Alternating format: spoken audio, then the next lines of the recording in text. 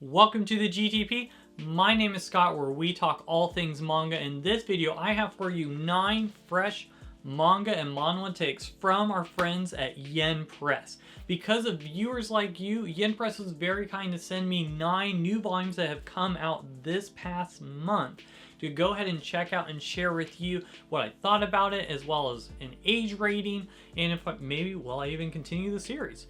So unfortunately, because of Yen Press, it looks like I'll be expanding my wallet just a bit more because there are some great titles that we're going to be discussing from these fresh takes. So sit back, relax, grab your favorite cup of coffee or tea, and let's go ahead and get started. Instead of saving the best for last, I decided let's go ahead and I'll tell you my favorite pick first, just in case if you don't want to finish the entire video, maybe your cup of coffee got cold already, but this is The Alchemist Who Survived Now Dreams of a Quiet City Life manga, and it's special to take into note this is the cycle of the elixir.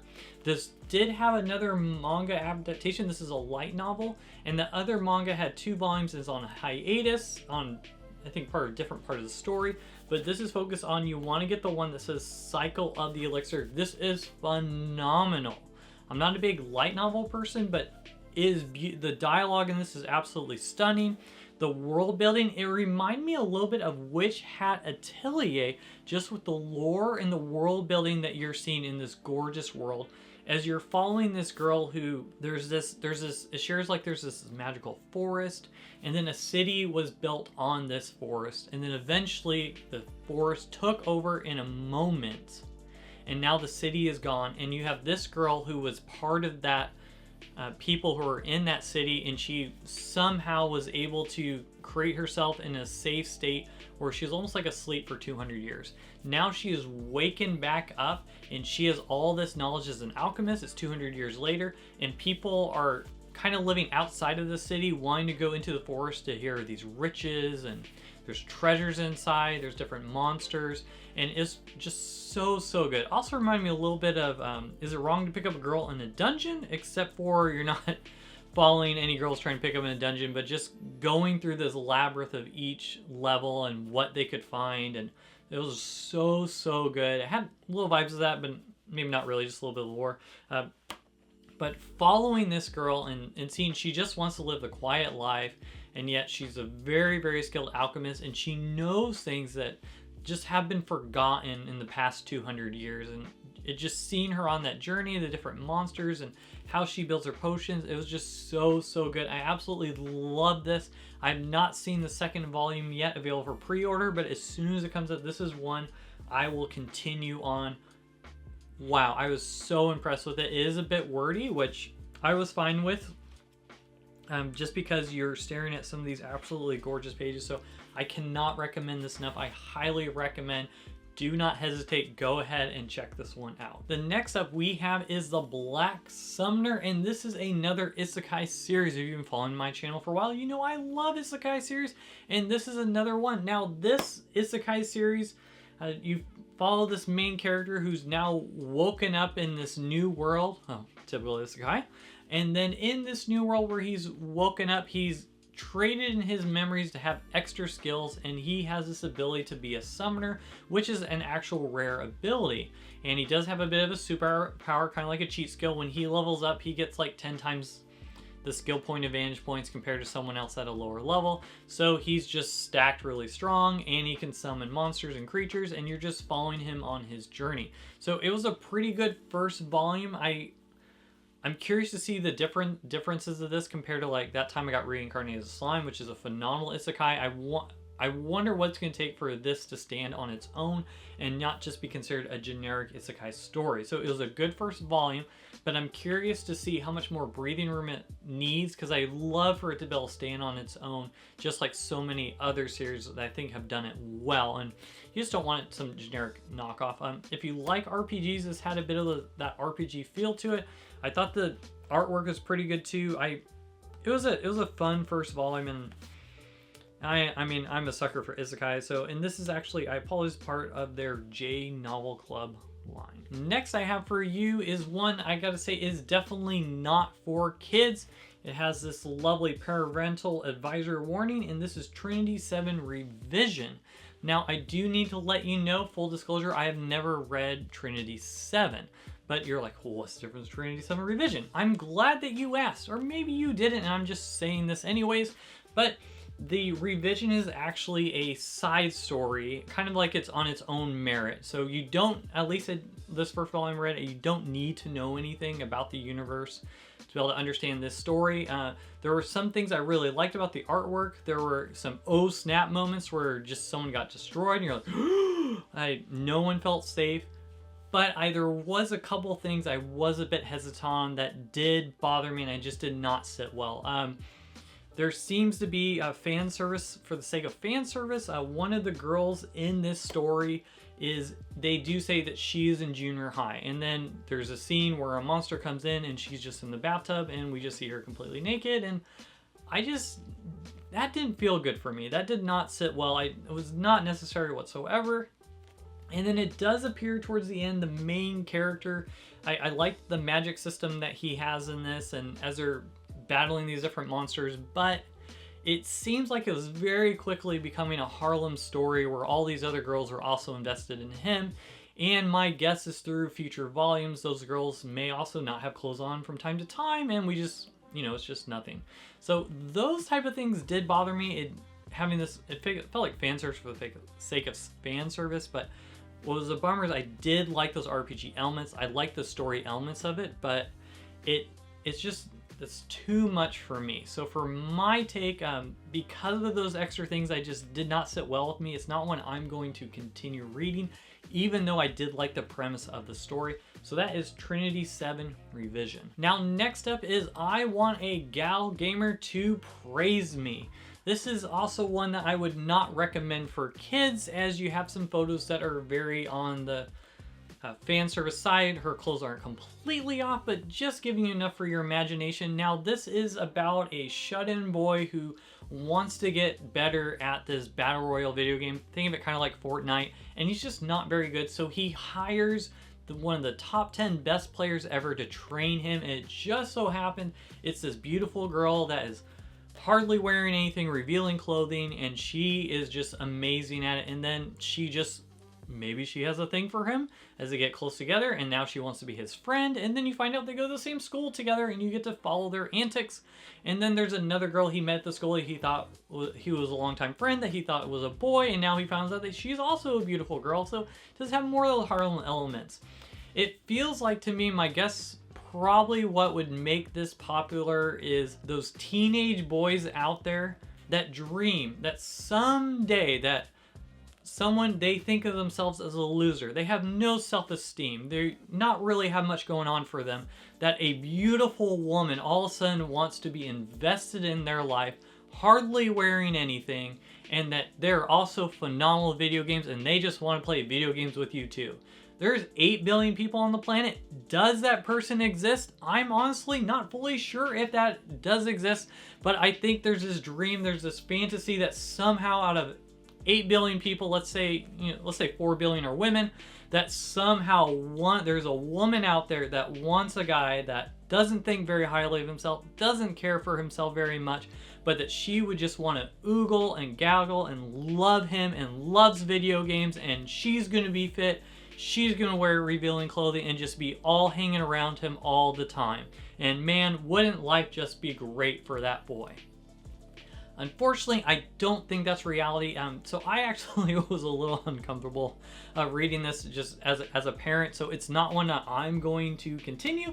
But again, I could see those merits. If you're into that type of thing, I could see where you could have that fantasy for some boys who are like, oh, maybe it could come true. Well, yes. I mean, technically right now an elephant could appear. Let's just say an elephant could appear.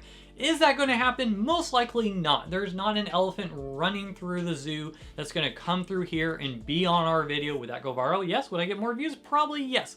But an elephant is just most likely not going to appear, just like how most likely this type of fantasy thing could not appear whatsoever. So I'm sorry, went on a bit of a rant with that type of trope, but that's what you're getting at with this story. Now, next is a very good, I enjoyed this. It's a slice of life series called Adult Picture Books, and it's the new edition. I don't know anything about the old edition, but this is the new edition. I appreciate the artwork on this, as you're following this main character here who he is taking care of this girl. It's his best friend's daughter. Now that his best friend kind of just left, and for some reason we don't know why he couldn't take care of the guy's daughter anymore, and so he's kind of become the father for this girl, and she's so funny. It reminds me a little bit her moments like Yatsuba, just laughing out loud. And then he realizes that if he's going to adopt her, he needs to find a wife. So he ends up just meeting this girl and some antics, and she says, actually surprisingly, yes, I'd love to be able to help you in this. And so now you're seeing them as they're getting married, and then they're gonna have her be their daughter. And it was wholesome, it was funny. The only thing I was a little hesitant on is that the main character you deal with, you learn that he is a manga artist for erotic manga. You don't see anything erotic, you don't see anything inappropriate, but he draws erotic manga for a living. So that was a little part, I'm like, really? That's gotta be his job? But other than that, I really enjoy this, and I thought it was a very good first volume for a slice, especially, I'm always a sucker for slice of life. Next up I have is The Tiger Won't Eat the Dragon Yet. Now this, I actually thought was a very good first volume. This is a series I actually would like to continue reading. The artwork alone is just so good, but you're following this dragon here who ends up, you learn it's more of a rare thing. You don't see many dragons in the forest. Apparently animals can talk to each other in this one, and then some of the animals can turn into humans. So I guess you're, I don't know, kind of like a werewolf, but they're instead of turn into a wolf, they turn to a human. So this girl is actually a tiger, this boy is actually a dragon, and it's kind of the survival of the fittest for this food chain. And then you go ahead and you see this dragon get bit by the tiger, and you're like, oh, what's gonna happen? Well, she decides to end up kind of not wanting to kill him. Maybe we're gonna be friends, maybe not. It looks like maybe there could be something more, I'm not sure. He's just kind of done with life. You find out that he's just wants to be his own thing, just wants to be left alone, and does not think of much of this world. And you see her kind of wanting to show like, hey, there is more to life. And so it was a very good first volume. The artwork was really good. I'm very intrigued to find out what happens next as the story develops and these characters develop. I was very impressed with this first volume, and yeah, I actually was surprised myself reading the title. I'm like, oh, I'm not sure about this, but it was really good. Next up is I have a one-shot manga called My Gemini. Now this was a very good, interesting story. Almost had some little tear moments towards the end of it, but as a parent with 3 kids, you end up getting more emotional, it feels like, with each kid. So I just feel like I can cry on command now just thinking of my children. So all right, we're not gonna cry. Okay, so we have this character John here, and we have these 2 twins that look identical, and they're Jekyll and Hyde, and they end up playing this game as twins because they look so identical, is that they will pretend to be each other. They'll follow each other's mannerisms, their laughter, so you can't tell them apart at all. And they play games with people where people never really fully know which one is Jekyll and which one is Hyde. And then but they do have this one boy here, I believe his name is John. He actually is the only one they know who can tell the difference on who really is the Jekyll and who really is the Hyde. So you follow these boys together, and then very quickly in the very beginning, one of the twins ends up dying. And now you have it where you're trying to figure out the twin that's still alive. Is he Hyde or is he Jekyll?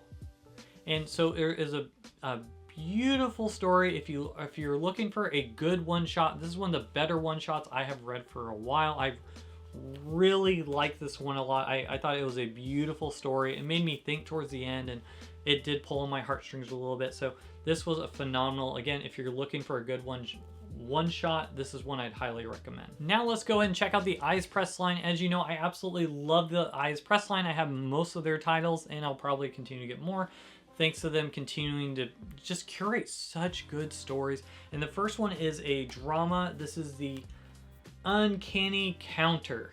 Now this story is about this main character who all of a sudden gets in touch with this ghost, and now he's kind of like a Ghostbusters a bit, where he's now with this other group that they have these abilities from the spirits. Maybe that's extra strength, maybe that's speed, whether that's a healing ability. And it's this idea that when you die, you don't necessarily go to an afterlife, but kind of like a purgatory. You're in this in between, and there's good spirits and there's evil spirits. And the evil spirits, what they will do is sometimes they don't want to be in that purgatory sort of state, that in between, so they will go back down to the earth and they'll possess people that are as evil as them. So what you have here is with the counters is that they're going ahead and they are stopping those evil spirits. So there's also it's very interesting that there's high school antics in this. You're following this boy who's been bullied a lot and just dealing with wanting to stand up for his friends. So for a drama, I thought it was a pretty good first volume. It was one I would be interested in continuing the story to find out what happens next with these characters. And last is one of my favorite ones as well. I apologize, hopefully I'm not butchering, but it's Itaewon Class. Now this story is about this main character here who ends up standing up for what he believes in, and it just gets very, very tragic. Great pacing in this story. Just for one volume, a lot happens in the first volume, where this main character, something happens with him and his dad, and then things just don't go well, and it's just tragedy after tragedy, one after another for him. But for some reason, he still looks at the bright side of life. And you already saw what I loved about the first volume alone. You already saw a lot of progress and just growth and maturity in the main character here. And as for this, you're following this character who has a dream, and then his dream shifts, and now he has another dream, and you're seeing him kind of pursue that dream. And it's interesting to find out what he is up against. I don't want to spoil too much. Now, there are people that were saying they're not as fan as the artwork. You know, for me personally, I will take a great story any day before I choose artwork.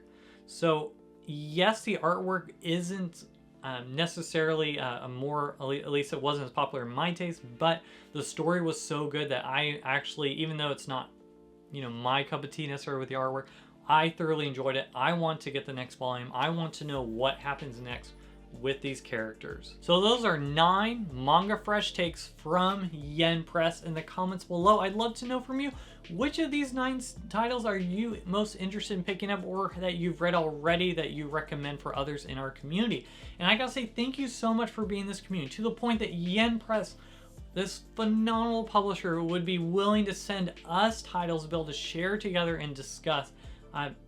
You know, I'm not getting paid anything for this, but for them to be willing to send manga at no charge and let us be able to share it with you, I'm just eternally grateful. I never imagined my channel to the point that a publisher like Yen Press would, you know, I feel like I'm so bottom of the totem pole, would want to send us something so that we could talk about it. So Yen Press, if you do watch this, thank you so much. I would love to be able to do this again. I was so eternally grateful for this. So guys, thank you so much. And because of you, if you haven't done so already, if you liked Free Yen Press and maybe other publishers be like, hey, maybe we should give that person a shot. If you like, comment, and subscribe to the channel. That helps others know about this community that we are building together to help allow other people to take notice and hopefully join in the conversation together. Thank you so much for watching, and I'll see you on the next one.